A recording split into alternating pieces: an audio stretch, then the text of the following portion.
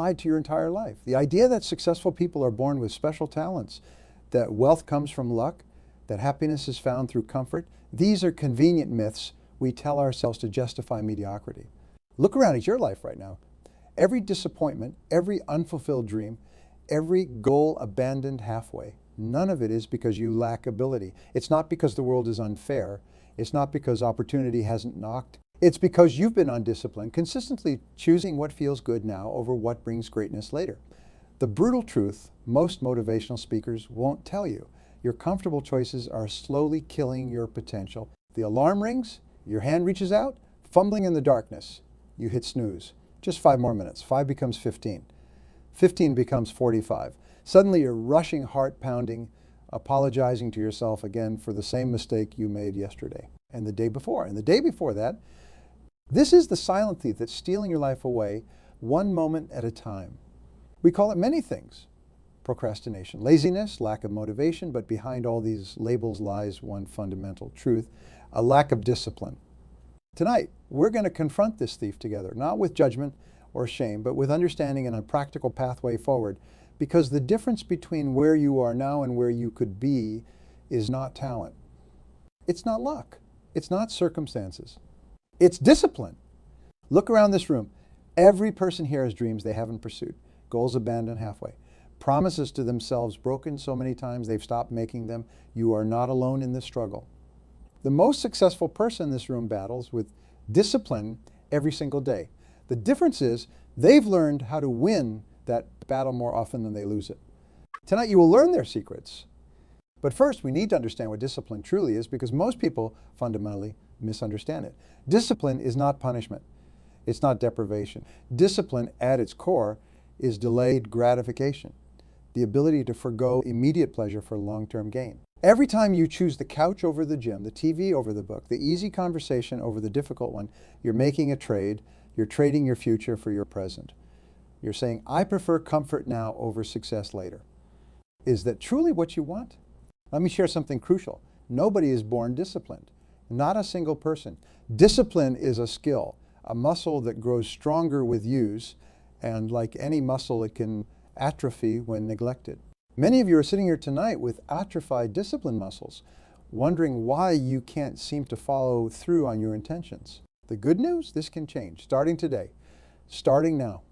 There's a voice inside your head. You know the one. It speaks to you at crucial moments throughout your day. You deserve a break. You can start tomorrow. One little indulgence won't hurt. You're too tired. You've had a rough day. This voice sounds reasonable. It sounds like your friend, but make no mistake. This voice is your enemy. This voice wants you comfortable, not successful. This voice cares about your present, not your future. What if you could silence this voice? What if you could replace it with a different voice? One that champions your highest good, your deepest desires, your most meaningful goals? You can. And over the next hour, I'm going to show you exactly how. Before we dive into the how, let's talk about the why. Why does discipline matter so much? Because without it, nothing else matters. Without discipline, talent is wasted. Intelligence is squandered. Opportunity is missed. The most brilliant business idea means nothing without the discipline to execute it. The most effective diet plan is worthless without the discipline to follow it. The most loving relationship deteriorates without the discipline to nurture it. Discipline is not one area of your life. It is your whole life. I want you to think about something that matters deeply to you. Something you say you want. Maybe it's financial freedom. Maybe it's vibrant health. Maybe it's a loving relationship. Maybe it's meaningful work. And ask yourself honestly, are your daily actions aligned with this desire? If not, you don't really want it. You just wish for it. Wishing changes nothing. Discipline changes everything. Here's a truth that may be hard to hear. Your life right now, every aspect of it, is the direct result of your past discipline or lack thereof. Your bank account, your body, your relationships, your career, all of it reflects thousands of tiny decisions made day after day, year after year. Decisions where you either exercise discipline or you didn't. If you don't like what you see when you look at your life, don't blame bad luck. Don't blame other people. Don't blame the economy or the government or your upbringing. Those factors may influence your journey, but they don't determine your destination. Your discipline does. Let me tell you about something that happened on a college campus. researchers conducted what became known as the marshmallow test. They put children in a room, one at a time, with a marshmallow on the table. The researcher told each child, you can eat this marshmallow now, or if you wait until I come back, you can have 2 marshmallows. Then the researcher left the room for 15 minutes. Some children ate the marshmallow immediately. Others tried to wait, but gave in after a few minutes. And some successfully waited the entire time. The researchers followed these children for decades. And what they found was remarkable. The children who were able to delay gratification, who had the discipline to wait for the second marshmallow, performed better in almost every area of life. They had higher SAT scores, better health, more successful careers, stronger relationships, all from a simple act of discipline. You might be thinking, that's interesting, but what does it have to do with me? I'm not a child anymore. My question to you is, is still eating the first marshmallow? Are you still sacrificing what you want most for what you want now? Every time you hit the snooze button, instead of getting up to exercise, you're eating the first marshmallow. Every time you impulsively buy something you don't need, instead of saving for your future, you're eating the first marshmallow. Every time you choose the comfort of not having the difficult conversation instead of the growth that would come from it, you're eating the first marshmallow. And every time you do, you're trading your potential for temporary pleasure. Is it worth it? Let's talk about comfort. We're wired to seek comfort, to avoid pain. It's a survival mechanism programmed into our biology, but we no longer live in the wild. We no longer need to conserve energy to survive a harsh winter or outrun predators. Yet this programming remains. And in our world of unlimited food, endless entertainment, and instant gratification, this programming has become destructive. We're comfort-seeking missiles in an environment where comfort leads to decay, not survival. Discipline is the override switch on this faulty programming. It's your ability to say, I know this feels uncomfortable, but I'm going to do it anyway because it serves my higher purpose. Discomfort is not your enemy. It's the gateway to your growth. Think about this. Has any significant growth in your life ever come from staying comfortable? Has any meaningful achievement ever been accomplished without temporary discomfort? Of course not. The gym is uncomfortable. Saying no to temptation is uncomfortable. Waking up early is uncomfortable. Having honest conversations is uncomfortable. Learning new skills is uncomfortable. You must fall in love with this discomfort, not because you enjoy suffering, but because you recognize it as the feeling of growth, the feeling of becoming who you're capable of being. Pain now or pain later. Many people avoid the pain of discipline only to suffer the pain of regret. They avoid the pain of exercise only to suffer the pain of disease. They avoid the pain of difficult conversations only to suffer the pain of failed relationships. The pain of discipline weighs ounces. The pain of regret weighs tons. Which would you rather carry? Let me share a different perspective on discipline. Most people view discipline as restrictive, a set of rules that limit their freedom. I can't eat that. I have to do this. I'm not allowed to do that. This is backwards. True discipline is expansive, not restrictive. It creates freedom, not limitation. The disciplined person who saves money has the freedom to leave a job they hate. The disciplined person who exercises has the freedom to hike mountains in their 70s. The disciplined person who manages their time has the freedom to be present with loved ones. Discipline doesn't diminish your life, it enlarges it. This is why the truly disciplined don't view discipline as a burden. They view it as a gateway to their best life. But how do you get there? How do you bridge the gap between knowing what to do and actually doing it? Between understanding the importance of discipline and embodying it? That's what we're going to explore next. Let's address the biggest misconception about discipline, that it requires constant willpower. This couldn't be further from the truth. Willpower is a finite resource. It depletes throughout the day with every decision you make. If you're relying on willpower alone to be disciplined, you're setting yourself up for failure. The truly disciplined don't rely on willpower. They rely on systems. A system is a predetermined set of behaviors that remove the need for decision making. When you don't have to decide, you don't have to use willpower. Think about brushing your teeth. Do you wake up each morning and have an internal debate about whether to brush your teeth? Of course not. It's automatic. You've systematized it. You don't need willpower because you don't make a decision. Now imagine if every positive behavior in your life felt this automatic. Exercise, healthy eating, saving money, deep work, all happening without the internal struggle, without the negotiation, without the willpower. This is how the disciplined live. and you can join them? Let me give you a concrete example. Many people try to exercise through sheer willpower. I should go to the gym today, they think. Then they proceed to have an internal debate that they often lose. But what if instead they laid out their workout clothes the night before? What if they scheduled their workout for the same time each day? What if they found a workout buddy who expected them to show up? What if they paid for a personal trainer who would call them if they didn't appear? Suddenly, exercise isn't a daily decision requiring willpower. It's a predetermined behavior guided by systems. This is the secret. Don't rely on motivation. Don't rely on feeling like doing the right thing. Create systems that make doing the right thing the default option. Now let's talk about another critical aspect of discipline, your environment. Your environment either makes discipline easier or harder, much harder. If you're trying to eat healthier, but your kitchen is stocked with junk food, you're fighting an uphill battle. If you're trying to save money, but your social circle spends extravagantly, you're swimming against the current. If you're trying to focus on deep work, but your phone is constantly buzzing with notifications, you're climbing a mountain with weights on your back. The disciplined don't just control their behaviors, they control their environments. They remove temptations before they become temptations. They surround themselves with people who reinforce their positive behaviors, not undermine them. They structure their physical spaces to make their goals easier to achieve, not harder. Think about your current environment. Is it an ally in your quest for discipline or an adversary? Be honest with yourself. If it's an adversary, what specific changes could you make today to turn it into an ally? Remember, the goal isn't to make discipline as hard as possible to prove how strong you are. The goal is to make discipline as easy as possible so you can sustain it for a lifetime. Another vital component of discipline is your identity, the story you tell yourself about who you are. Many people approach discipline from the outside in. They focus on changing behaviors without changing the underlying identity. This approach fails because when you believe you are one type of person, you will act in alignment with that belief. If deep down you see yourself as undisciplined, you will find a way to behave accordingly, no matter what tactics you try. The key is to work from the inside out.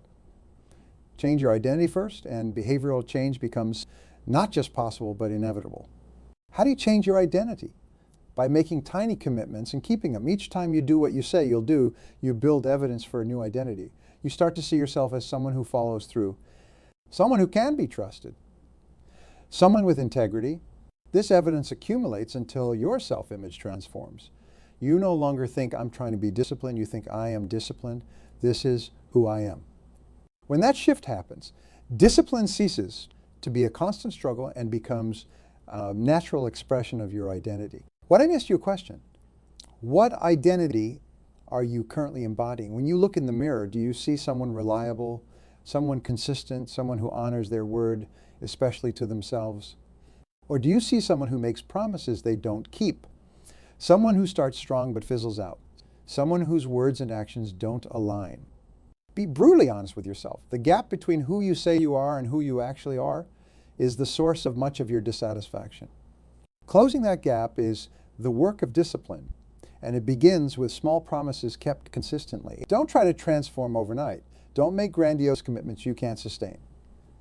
Start with one small promise to yourself. Maybe it's drinking a glass of water first thing each morning. Maybe it's making your bed.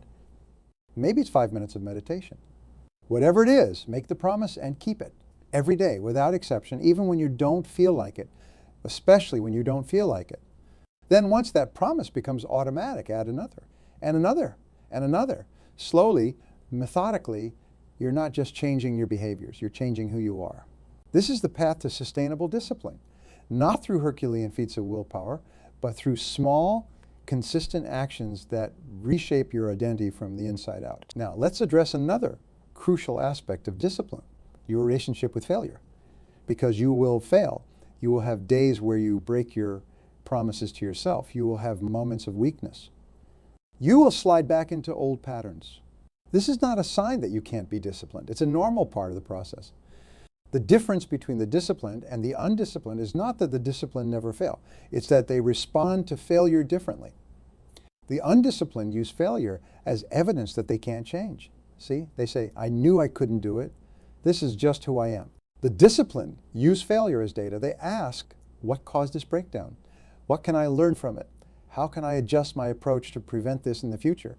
Think about successful people you admire. They don't wake up wondering if they'll exercise today. They don't debate whether to work on their most important project. They've eliminated these decisions through routines and rituals. You can do the same. Decide once, execute daily, remove the internal negotiation that drains your willpower and undermines your discipline. What decisions could you eliminate through routines? What choices could you make in advance rather than in the moment? Let's address a painful truth. Most people overestimate what they can accomplish in a day and underestimate what they can accomplish in a year. This miscalculation leads to frustration, disappointment, and abandoned goals. The disciplined take the opposite approach. They set modest daily targets they know they can hit consistently. They understand that discipline isn't about heroic efforts. It's about sustainable progress. This patient persistence is what separates those who talk about their goals from those who achieve them. It's the difference between the person who starts a dozen projects but finishes none and the person who completes what they begin. Are you setting yourself up for sustainable success or predictable failure? Are your daily targets realistic enough to be consistent, but ambitious enough to create meaningful progress? Remember, discipline isn't a sprint. It's a marathon. And marathons are won through pacing, not bursts of unsustainable speed. Another crucial principle, discipline requires renewal. Even the most disciplined individuals cannot sustain continuous output without periods of restoration. The bow that is always taut loses its power. True discipline includes strategic recovery. It recognizes that rest isn't a reward for hard work. It's an essential component of sustainable performance. This recovery takes many forms. Adequate sleep periods of leisure, sabbaticals from intensive effort, time in nature, meaningful connection with loved ones, moments of spiritual reflection. The key is that these recovery periods are not haphazard or reactive. They're planned and protected with the same discipline as periods of productivity. Are you building renewal into your disciplined life, or are you driving yourself relentlessly toward burnout? The disciplined understand that they must manage their energy, not just their time. That sustainable discipline requires rhythms of exertion and recovery.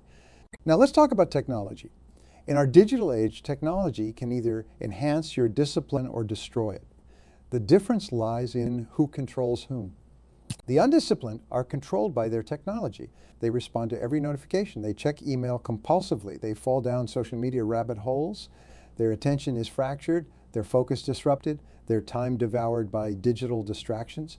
The disciplined control their technology.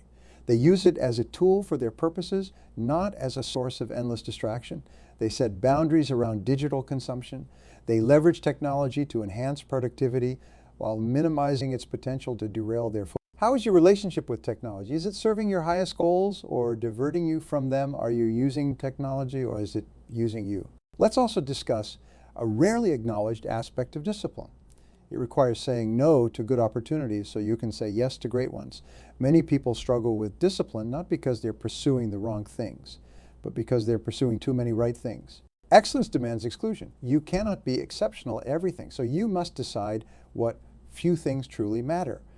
The disciplined understand this. They focus their finite resources on their infinite potential in a specific direction. This selectivity isn't easy. It requires the courage to disappoint people, to leave certain opportunities unexplored, to accept that in choosing one path, you're necessarily abandoning countless others. But this deliberate limitation is the price of meaningful achievement, because a life without focus becomes a life without impact. What are you saying yes to that? You should be saying no to. What good opportunities might you need to decline so you can fully embrace the great ones? Let's address another fundamental truth. Discipline is largely invisible to others. The world sees your achievements, but rarely witnesses the thousands of disciplined moments that created them. No one sees you choosing the salad over the fries. No one watches you working while others sleep. No one observes you saving while others spend. No one notices you practicing while others play. These moments happen in private. They're between you and yourself. And because they're invisible, they receive little external recognition or reward. This is why external motivation is insufficient for lasting discipline, because the majority of disciplined actions will never be seen, acknowledged, or applauded by others. You must find motivation that doesn't depend on recognition. You must be willing to do the right thing even when no one will ever know. Are you prepared for this private victory? Are you willing to be disciplined even when there's no external validation? Let me share a powerful thought experiment. Imagine your future self 10 years from now. This future self has either benefited from your discipline or suffered from your lack of it. If you continue your current patterns of behavior, what will this future self experience? What health will they enjoy or endure? What financial situation will they inherit? What relationships will they participate in? What career will they occupy? Now imagine that this future self could send a message back to you today. What would they ask of you? What would they thank you for? What would they beg you to change? This isn't abstract philosophy. This is the reality of how discipline operates across time. Your future self is being created by your present choices. Your discipline today is a gift to the person you will become. Will your future self thank you or resent you for the choices you're making now? Let's also discuss a critical question. Why do you want discipline? Your answer matters profoundly, because discipline motivated by the wrong reasons rarely lasts. If you seek discipline solely to impress others, your resolve will falter when no one is watching. If you seek discipline only for external rewards like money or status, your commitment will waver when those rewards are delayed. If you seek discipline from a place of self-hatred, believing you need to fix yourself, your efforts will be undermined by the very self-criticism that initiated them. Sustainable discipline flows from self-acceptance, not self-rejection, from a desire to express your highest potential, not escape your perceived inadequacy, from alignment with your deepest values, not conformity to external expectations. Why do you want more discipline? What is your truest motivation? Is it coming from love or fear? From growth or shame? From internal values or external pressure? Be honest with yourself, because the source of your motivation will determine the sustainability of your discipline. Now let's bring this all together with some concrete steps you can take immediately to build greater discipline. Select one keystone habit to develop first. Don't try to change everything at once. Choose one habit that, if established, would create positive ripple effects across multiple areas of your life. Make this habit ridiculously small to start. Remember the principle of minimum viable commitment. Set the bar so low that success is virtually guaranteed. Link this new habit to an existing habit through habit stacking. Use the formula, after an existing habit, I would habit.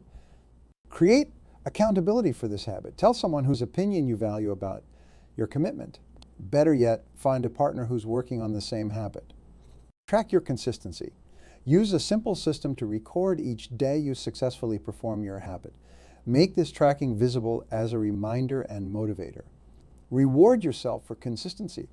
Establish meaningful rewards for hitting streak targets with your habit. Make discipline pleasurable. Design your environment to support this habit. Remove obstacles and temptations. Add cues and conveniences that make the habit easier. Prepare for obstacles. Identify what might derail your habit and create specific if-then plans for these situations. Connect this habit to your deeper values and purposes. Remind yourself regularly why this discipline matters to your most meaningful goals. Reflect weekly on your progress. What's working? What's not? How can you adjust your approach to strengthen your consistency? These steps aren't complicated, but they are powerful. They leverage the psychological principles that govern behavior change. They create the conditions where discipline can flourish rather than flounder. But here's what's most important. And start not tomorrow, not when conditions are perfect, not when you feel more motivated. Now, the gap between knowing and doing is bridged only by action. All the knowledge in the world about discipline means nothing without implementation. So ask yourself, what one small disciplined action could you take immediately after we conclude tonight? What tiny step would signal to yourself that you're serious about transformation? Now commit to that action, not as a grand emotional pledge that fades by morning, but as a quiet, determined decision that you will honor regardless of how you feel. Because that's the essence of discipline. Doing what needs to be done, especially when you don't feel like doing it. In the end, discipline isn't complicated. It's simply the consistent alignment of your actions with your intentions. It's doing what you said you would do when you said you would do it. This alignment creates something precious. Integrity, not just integrity in the moral sense, but integrity in the structural sense, wholeness, coherence, congruence between your words and your deeds. This integrity becomes the foundation for everything meaningful in life, for trust in relationships, for excellence in work, for confidence in your abilities, for peace in your spirit. Because when you trust yourself to do what you say, everything changes. Your self-image transforms, your possibilities expand, your impact deepens. This is the ultimate promise of discipline. Not just achievement, but alignment. Not just success, but integration. Not just accomplishment, but wholeness. The choice is yours. Will you continue to live divided, saying one thing and doing another? Or will you embrace the challenge of integration, bringing your actions into alignment with your highest intentions? Choose integration. Choose discipline. Choose to become someone you can trust. The alarm will ring tomorrow morning. Your hand will reach out in the darkness. In that moment, you will make a choice that reflects who you are and who you're becoming. Choose wisely. Your future self is watching. Your anger is a choice, not a response. A weakness, not a strength. Every time you let someone make you angry, you've handed them control of your emotional state. You've surrendered your power for the temporary satisfaction of righteous indignation. Most people spend their entire lives blaming others for how they feel, pointing fingers at their boss, their spouse, their parents, society, anyone but themselves. They're emotional children masquerading as adults. And they're teaching their own children the same destructive patterns. But what if I told you that your anger problem isn't anyone else's fault? What if I told you that your emotional reactions are 100 responsibility and 0 anyone else's? Most people aren't ready for this truth. Your life changes the moment you decide that no one else controls your emotions. That choice, that single decision, is the difference between living reactively and living proactively. I've spent decades studying successful people, and I can tell you with absolute certainty, your ability to stay calm when others would get angry is a superpower that will transform every aspect of your life. Think about yesterday. Did someone cut you off in traffic? Did a coworker take credit for your work? Did a family member say something that hurt your feelings? These small moments trigger big emotions for most people. But what if I told you that you have complete control over how these situations affect you? What if I told you that you never have to feel angry or bothered by anyone ever again? Of course not. And you don't have to. The price of anger is simply too high to keep paying it. Let me tell you what anger really costs you. First, there's the physical. When you get angry, your body releases stress hormones, cortisol and adrenaline, that raise your blood pressure, increase your heart rate, and suppress your immune system. One 5-minute angry outburst can impair your immune function for up to 6 hours. Chronic anger has been linked to heart disease, diabetes, insomnia, and a host of other health problems. Is whatever made you angry worth risking your health? Then there's the mental cost. Anger clouds your judgment. It hijacks your brain's higher functions and puts your amygdala, your brain's emotional center, in charge. This primitive part of your brain isn't equipped to make complex decisions. It only knows fight or flight. When you're angry, you literally cannot think straight. How many poor decisions have you made while angry? How many words have you regretted? How many opportunities have you missed? The relationship cost is equally devastating. Anger pushes people away. It damages trust. It creates walls where there should be bridges. Think about the last time someone directed their anger at you. Did it make you want to help them? Did it make you feel closer to them? Of course not. It made you defensive, resentful, or withdrawn. Your anger does the same to others. Finally, there's the career cost. In today's workplace, emotional intelligence is often more valuable than technical skill. People who cannot control their emotions simply cannot reach the highest levels of success. They burn bridges, create toxic work environments, and limit their own potential. I've seen brilliant, talented individuals sabotage promising careers because they couldn't master their emotional responses. When you add these costs together, physical, mental, relational, and professional, anger becomes one of the most expensive indulgences in life. And here's the truth. It's an indulgence you choose every single time. The good news is that you can make a different choice. You can decide right now that no matter what happens around you, you will remain in control of what happens within you. The first step to never feeling angry or bothered by anyone is to understand the power of perspective. Nothing has meaning except the meaning you give it. Let me repeat. Nothing has meaning except the meaning you give it. When someone cuts you off in traffic, the event doesn't come with a built-in emotion attached to it. You add the emotion based on your interpretation. That person disrespected me. That person could have caused an accident.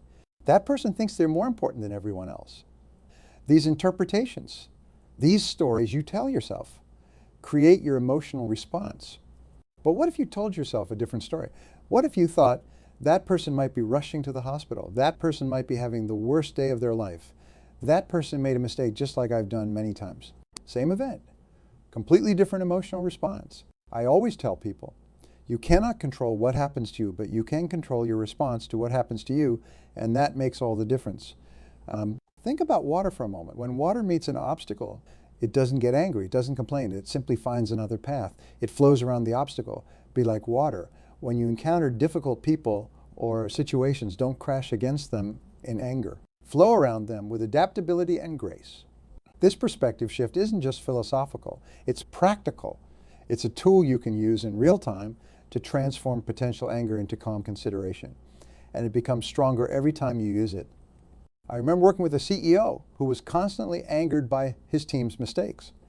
His blood pressure was through the roof, his team was afraid to take risks, and his company's innovation had stalled. I asked him to try a simple perspective shift. What if every mistake isn't a failure to be punished, but an opportunity to improve systems and training? Within 3 months of adopting this new perspective, his stress levels dropped dramatically. His team began taking initiative again, and the company launched 2 successful new products. Same circumstances, different perspective, completely different results. Your perspective is your reality. Choose it wisely. The second step to never feeling angry or bothered is to truly understand other people's behavior. Here's a fundamental truth that will change your life. No one ever does anything to you. They do things for themselves. When someone criticizes you, they're not trying to hurt you. They're trying to feel better about themselves, or protect their own ideas, or maintain their status. When someone cuts you off in traffic, they're not thinking about you at all. They're thinking about getting where they need to go. Once you understand this principle, other people's actions lose their power to bother you. Their behavior isn't personal, even when it seems intensely personal. It's a reflection of their needs, fears, limitations, and background. Think about children. When a 2-year-old throws a tantrum in a store, we don't take it personally. We understand that the child lacks emotional regulation skills. They're not trying to embarrass their parents. They're expressing frustration in the only way they know how. Many adults aren't much different. They've grown physically, but their emotional maturity may be stunted. The coworker who takes credit for your work, the family member who criticizes your choices, the stranger who makes a rude comment, they're all acting from their own limitations. Understanding this doesn't mean excusing bad behavior. It means recognizing its true source so you can respond appropriately instead of reactively. I worked with a woman who was constantly angered by her mother-in-law's intrusive comments about how she was raising her children. Every visit ended in tension or tears. I suggested she try to understand what might be driving her mother-in-law's behavior, perhaps fear of being irrelevant or anxiety about her grandchildren's well-being, or simply repeating patterns from her own upbringing. This understanding changed everything. Instead of getting defensive, she began asking her mother-in-law questions about her own parenting experiences. She acknowledged her concerns while firmly maintaining her boundaries. The relationship transformed from a source of stress to a source of support. Understanding others requires empathy, and empathy is the antidote to anger. When you can see the world through another person's eyes, even for a moment, it becomes nearly impossible to stay angry with them. This doesn't mean you should tolerate abuse or disrespect. It means you should recognize that hurt people hurt people. By understanding this, you can address the behavior appropriately without absorbing the emotional damage. You cannot control others, but you can control your response to others. And your response begins with understanding. The third practical step is what I call the 10-second pause technique. This simple practice has saved countless relationships and careers. When you feel anger rising, when your heart beats faster, your face flushes, your muscles tense up. Take a breath, count to 10 slowly.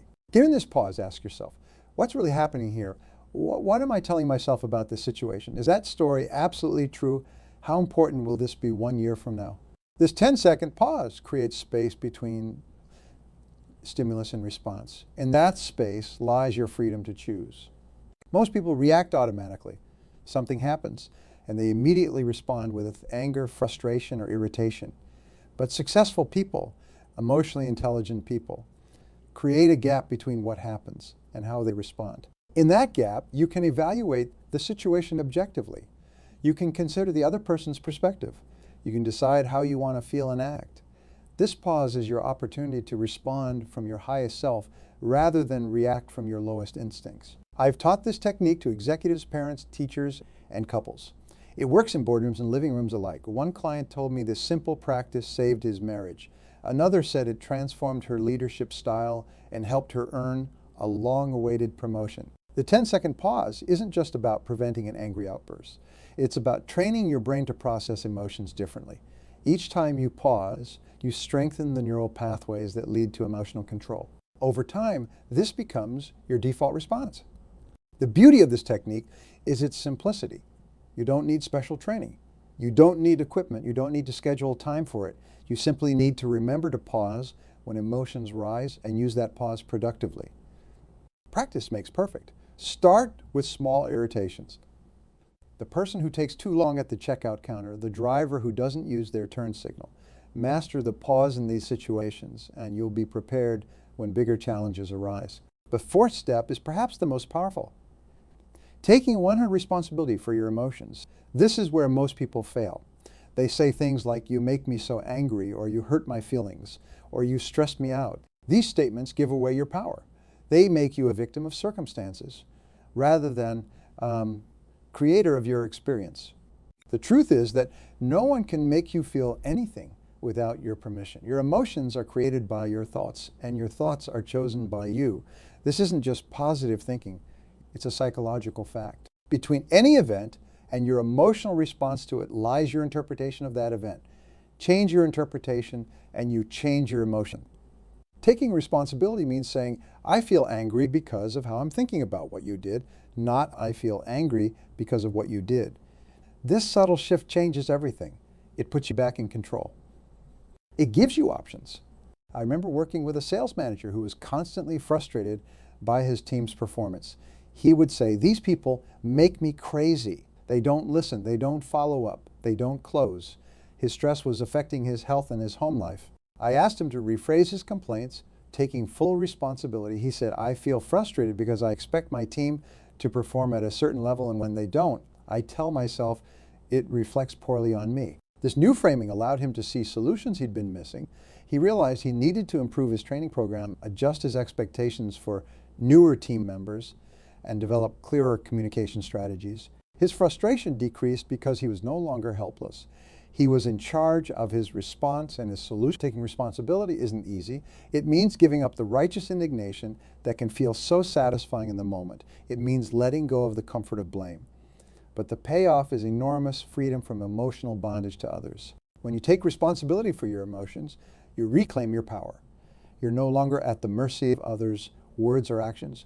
You're in control of your emotional state, regardless of what's happening around you. This doesn't mean you should ignore genuine problems or accept mistreatment. It means you should address those issues from a position of emotional strength rather than reactive weakness. The most successful people in the world, in business, relationships, and life satisfaction, have mastered this principle. They know that their happiness doesn't depend on others behaving exactly as they wish. Their peace isn't disturbed by disappointments or setbacks. They own their emotional response to everything. You can do the same starting right now.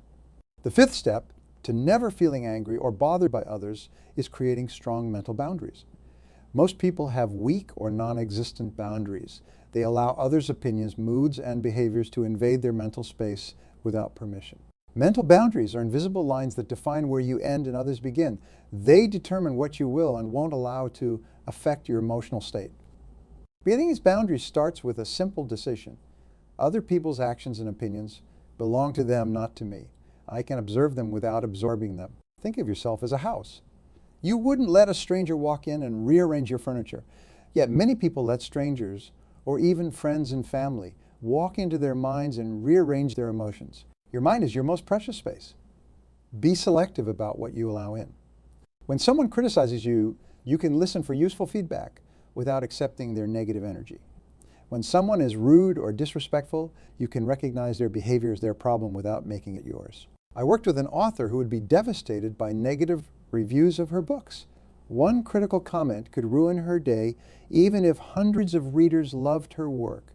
I suggested she visualize a beautiful garden with a strong fence around it. The fence had a gate where she could examine each piece of feedback and decide whether to let it in or leave it outside. This mental image helped her create a boundary. She could think, this negative review stays outside my gate. I can look at it objectively for any useful information, but I don't have to bring it into my emotional space. Within months, her relationship with criticism transformed. She could read all her reviews without emotional turmoil.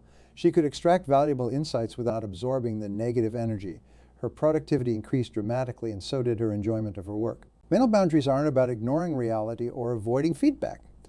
They're about choosing what deserves your emotional energy and what doesn't. Practice saying these phrases to yourself. That's their opinion, not mine. Their behavior reflects on them, not on me. I can observe this without absorbing it. Their mood is not my responsibility. These simple statements reinforce your mental boundaries and protect your emotional well-being. Remember, your attention is one of your most valuable resources. You get to decide where to direct it.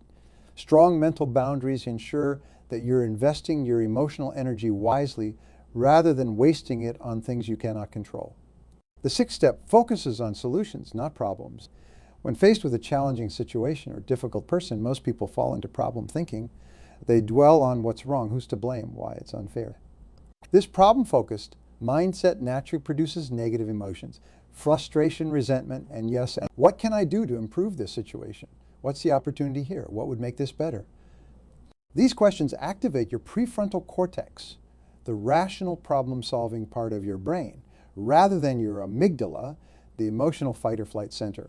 By engaging your brain's higher functions, you naturally reduce emotional reactivity. I remember working with a business owner whose main supplier repeatedly delivered materials late, causing delays for his customers. Every late delivery would send him into a rage. His blood pressure was through the roof, and his team dreaded these incidents because of his explosive reactions. I asked him to shift from problem thinking to solution thinking. Instead of focusing on how the supplier was failing him, he began asking, how can I create a system that isn't so dependent on one supplier? How can I build in buffer time? How can I turn these delays into an opportunity to strengthen customer relationships? This shift transformed his approach. He developed relationships with backup suppliers. He created a communication protocol that turned delays into opportunities to demonstrate exceptional customer service. And most importantly, he stopped experiencing those anger spikes that were damaging his health and team culture. Solution thinking isn't just positive thinking. It's practical thinking. It acknowledges the reality of the situation, but focuses your mental energy on improvement rather than resentment. When you train yourself to immediately look for solutions, you develop a valuable skill that top performers in every field share: the ability to turn obstacles into opportunities. This approach doesn't mean you ignore problems or allow yourself to be mistreated. It means you address problems from a position of calm strength rather than emotional reactivity. You become a problem solver rather than a problem dweller. Next time someone or something threatens to bother you, try the second pause, then ask yourself, what's the most constructive response here? What solution can I create? This simple shift can transform your emotional experience and your results. The seventh step involves creating daily practices for emotional mastery. Like any valuable skill, emotional control requires regular practice. You wouldn't expect to play a piano concert without practicing or run a marathon without training. Similarly, you can't expect to maintain emotional composure in challenging situations without daily practice. Here are 5 powerful practices I recommend implementing each day. First, start your morning with intention. Before checking your phone or email, take 3 minutes to set your emotional intention for the day. Say to yourself, today I choose calm over anger. I choose understanding over judgment. I choose solutions over complaints. This morning ritual primes your brain to respond differently throughout the day. Second, practice mindfulness for at least 5 minutes daily. Mindfulness means paying attention to the present moment without judgment. This strengthens your ability to observe your thoughts and emotions without automatically reacting to them. Simple breathing meditation works wonderfully for this purpose. End each day with reflection. Ask yourself, when did I successfully maintain my composure today? When did I get bothered or angry? What can I learn from both? This reflection accelerates your growth by turning experiences into insights. Fourth, regularly expose yourself to minor irritations intentionally. Wait in the longest line at the store. Drive behind a slow vehicle without passing. These small challenges are like emotional strength training. They build your capacity to maintain composure when it matters most. Fifth, practice empathy daily. Try to truly understand at least one person's perspective each day, especially someone you disagree with. Ask questions like, why might a reasonable person hold this view? What life experiences might have shaped their perspective? This empathy training makes it easier to stay calm when faced with difficult people. These 5 practices don't require much time, but they do require consistency. The effects compound over time, just like financial investments or physical training. I worked with an emergency room doctor who was struggling with burnout and anger toward difficult patients. He implemented these 5 practices for 30 days. The transformation was remarkable. His colleagues noticed his new calm presence. Patients responded better to his care. And most importantly, he rediscovered the joy in his work. What allowed him to make such progress in just 30 days? Consistency. He didn't practice occasionally or half-heartedly. He committed fully, and that commitment paid dividends. You can do the same. Commit to these 5 practices for the next 30 days. Your capacity for emotional control will expand dramatically, and with it, your effectiveness in every area of life. The 8th key insight is understanding the compounding effect of emotional control. Small daily choices create massive long-term results. Each time you choose not to get angry, you strengthen neural pathways in your brain that make calm responses more natural in the future. Each time you practice understanding rather than judgment, you build your capacity for empathy. Each time you focus on solutions rather than problems, you enhance your problem-solving ability. These individual choices might seem insignificant in the moment. The decision to take a deep breath instead of snapping at a coworker. The choice to look for understanding instead of assuming the worst. The moment of reflection before responding to a critical email. Small choices, massive consequences. Over time, emotional mastery follows the same principle as financial wealth. Consistent small investments yield extraordinary long-term returns.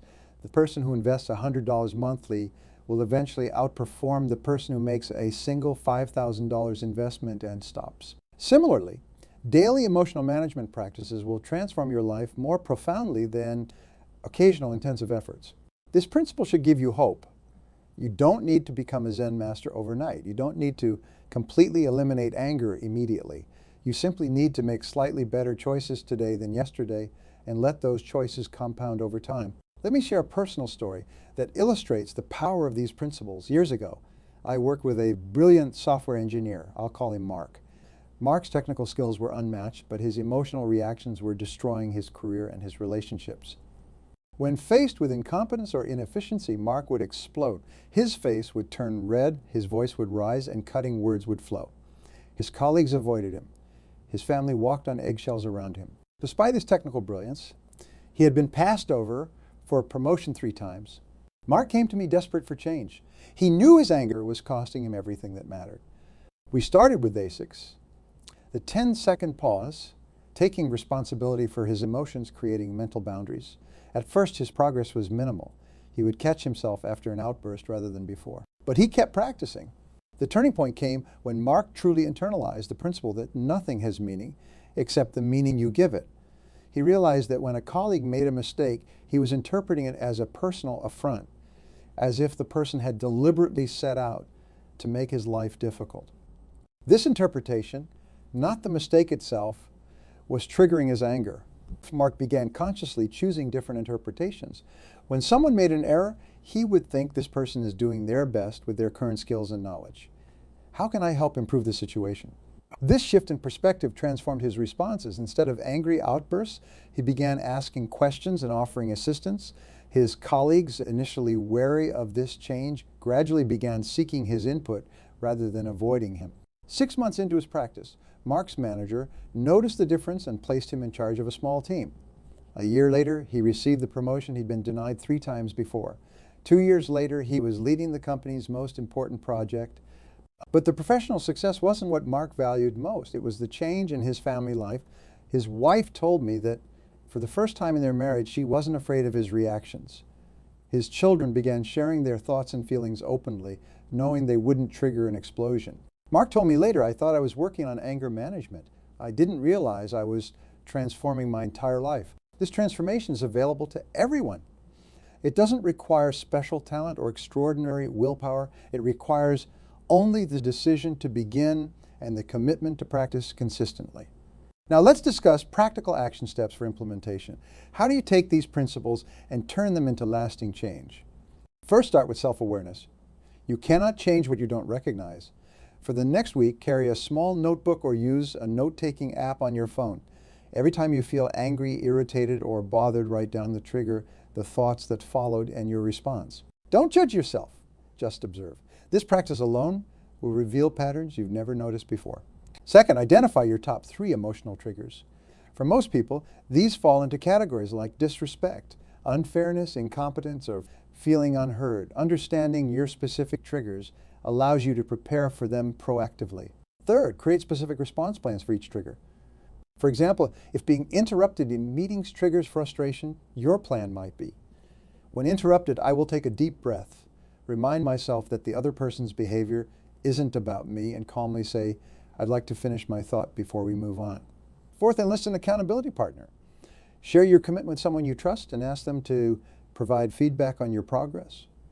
External perspective is invaluable for growth. Fifth, celebrate small victories. Each time you successfully maintain composure, when you would have previously gotten angry, acknowledge that success. Your brain needs positive reinforcement to solidify new habits. Sixth, forgive yourself for setbacks. You will have moments of regression. Everyone does.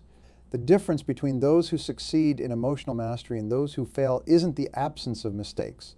It's how they respond to those mistakes. Learn from them, adjust your approach, and continue forward. Seventh, gradually expand your practice to more challenging situations. Start with minor irritations before tackling major triggers. Build your emotional muscles progressively, just as you would in physical training. This kind of emotional mastery isn't just personally rewarding. It's also a competitive advantage in every area of life, in business, in relationships, in health, in personal development. Emotional control is the foundation of success. The choice is yours. You can continue allowing others to determine how you feel, or you can take control starting today. You can live reactively, or you can live deliberately. I believe in your capacity to change. I believe in your ability to master your emotions. And I believe that as you implement these principles, you will create a life of greater impact, fulfillment, and joy than you've ever experienced before. The decision is yours. Make it now